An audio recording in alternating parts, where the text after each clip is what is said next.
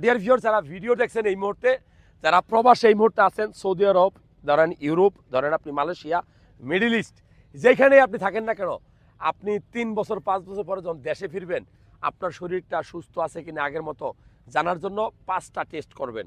কারণ এই 5টা টেস্ট করলে আপনি বুঝতে পারবেন আপনার কিডনিটা ভালো আছে কিনা, আপনার লিভারটা ভালো আছে কিনা, আপনি সুস্থ আছেন কিনা। নাম্বার 1, রক্তের পরিমাণ ঠিকমতো আছে কিনা জানতে আপনি সিবিসি টেস্ট করবেন।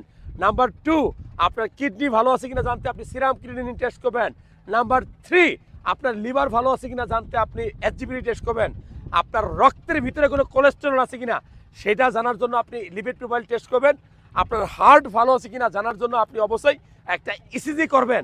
আপনার শরীরের সবচেয়ে গুরুত্বপূর্ণ সেটা হলো যে আমরা কম বয়সে ডায়াবেটিস আক্রান্ত হই, সেটা জানার জন্য আপনি একটা RBS random blood sugar test করবেন। সো ডিয়ার ভিউয়ার্স, এই 5-6টা টেস্ট করলে আপনার শরীরটা ভালো আছে কিনা, সুস্থ আছে কিনা আপনি জানতে পারবেন।